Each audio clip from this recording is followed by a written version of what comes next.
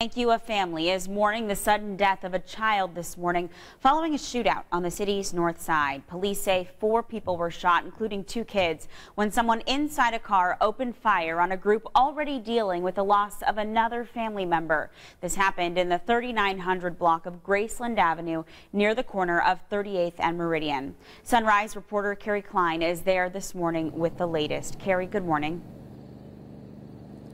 Yeah, good morning, Naomi. This neighborhood is slowly starting to wake up after the morning after a deadly shooting here that left that child dead. This neighborhood very quiet, and by daylight we're now able to see it's a very nice, peaceful neighborhood. Many homes very well maintained. Really the only sign this morning that something even went wrong here, the shattered glass here on the ground right in front of the house. But over here, this is where the family was gathered last night, mourning the loss of the matriarch of their family, Miss Zelma Hutchins. She had died earlier last week from health problems, and the family is preparing to bury her this coming Wednesday. Now, this family is planning the funeral of another family member. Now, this all happened last night around 8:30 in the middle of that family gathering as they were mourning and grieving the loss.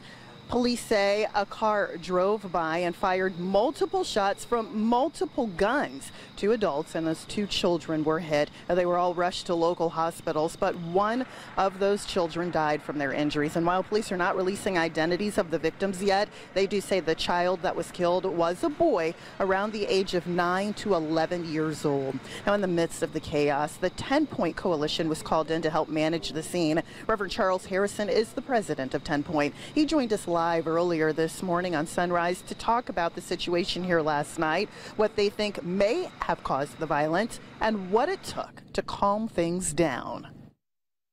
Well, there was a lot of praying. I think there's 3 or 4 times last night we had prayer with the family because the family was angry, very angry. People were calling out, the name of Christ, pleading to God for God to do something about all this madness. So at that point, we started praying with the family. And we haven't spent a lot of time in this neighborhood up until, the last month or so, where we have had 2 other shootings. And certainly we had the 3rd one last night where another person was killed. So there's something going on in the neighborhood. We're hearing about turf wars. We're hearing about people fighting over drug trafficking in this neighborhood. So something is going on, and we have to get to the bottom of what it is. And back out here live, you're looking at balloons, a sign of the fact that this violence is real and it is tearing apart families.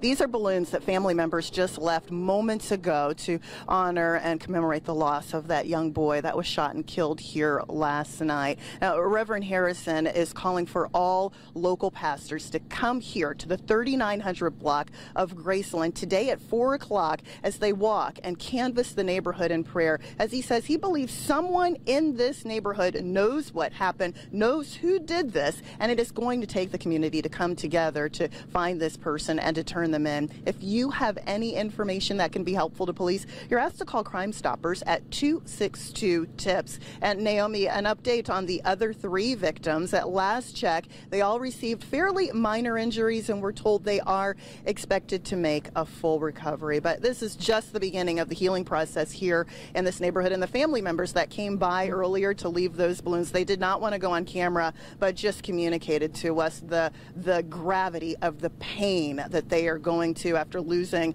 their grandmother and now losing her grandson in the span of such a short period of time.